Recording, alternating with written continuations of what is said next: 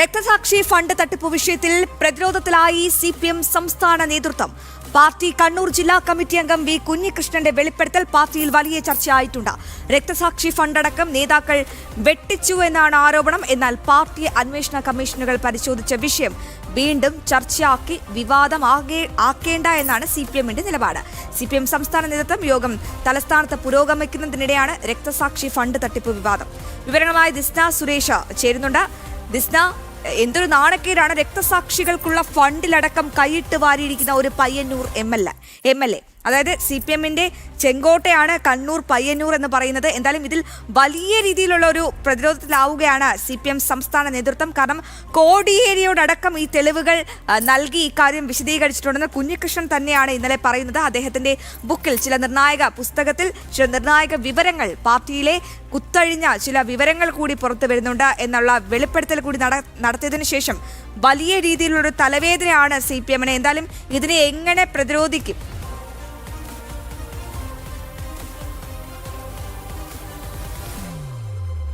തീർച്ചയായും അശ്വതി സൂചിപ്പിച്ചതുപോലെ തന്നെ എന്തായാലും ഈ വെളിപ്പെടുത്തലുകൾ വലിയ പ്രതിരോധമാണ് പാർട്ടിക്ക് മേലേൽപ്പിച്ചത് എന്ന് തന്നെയാണ് പ്രധാനമായും ഏറ്റവും എടുത്തു പറയേണ്ടത്. നമുക്കറിയാം, തിരഞ്ഞെടുപ്പ് വരുന്നു. ഈ തിരഞ്ഞെടുപ്പിന് മുന്നോടിയായാണ് സിപിഎം കണ്ണൂർ ജില്ലാ കമ്മിറ്റി അംഗം വി കുഞ്ഞികൃഷ്ണൻ ഇത്തരത്തിലൊരു വെളിപ്പെടുത്തൽ നടത്തുന്നത്.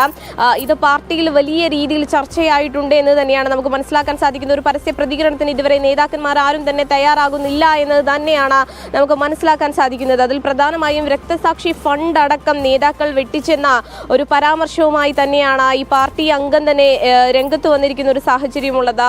പക്ഷേ ഈ വിഷയത്തിൽ സംസ്ഥാന നേതൃയോഗത്തിൽ അല്ലെങ്കിൽ സംസ്ഥാന കമ്മിറ്റിയിൽ ഉൾപ്പെടെയുള്ള ചർച്ചയാകുന്നത് ഇത് നേരത്തെ അന്വേഷണ കമ്മീഷൻ ഒക്കെ തന്നെയും പരിശോധിച്ച വിഷയമാണ്.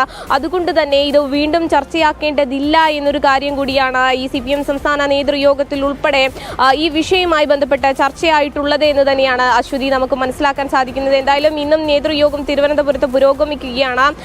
ഈ വിഷയം വലിയ രീതിയിൽ പാർട്ടിക്കുള്ളിൽ ഭിന്നതയ്ക്ക് കാരണമായിട്ടുണ്ട് എന്ന് തന്നെയാണ് നമുക്ക് മനസ്സിലാക്കാവുന്നത്.